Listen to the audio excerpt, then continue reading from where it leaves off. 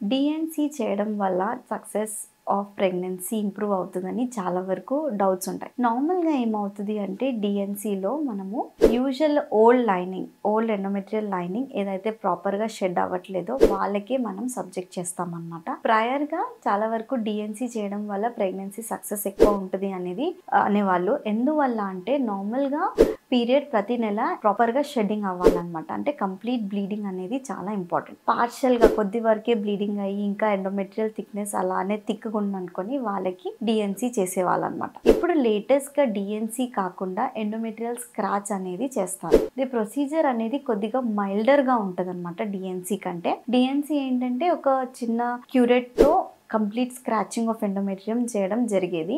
But ఇప్పుడు endometrial స్క్రాచ్‌తో peoples biopsy curette అనేది ఒక చిన్న రీఫిల్ టైప్ ఉంటదన్నమాట. దానికి సెల్ఫ్ వాక్యూమ్‌తో ఆ ప్రెషర్‌తో మనము క్లీనింగ్ అనేది చేస్తామన్నమాట. హార్ష్‌గా ఆర్ రగ్గడ్‌గా క్యూరేట్ చేయడం వల్ల ఎండోమెట్రియం అనేది చాలా డ్యామేజ్ అయ్యే ఛాన్సెస్ ఉంటది. కానీ ఈ సాఫ్ట్ పిపెల్ క్యాథెటర్స్‌తో చేసినట్లయితే ఎంతవరకు క్లీన్ అవ్వాలో, ఎంతవరకు డెప్త్‌లో ఎళ్ళాలో ఎండోమెట్రియం అనేది అంతవరకే క్లీన్ అవుతది. ఇంకా బియాండ్‌గా వెళ్ళి ఎండోమెట్రియం డ్యామేజ్ అనేది అవ్వదు అన్నమాట. సో, దీనివల్ల కొత్త లైనింగ్ ఏదైతే ఏర్పడుతదో ఫ్రెష్‌గా అండ్ న్యూగా ఉంటది కాబట్టి ఛాన్సెస్ ఆఫ్ ప్రెగ్నెన్సీ బెటర్‌గా ఉంటది.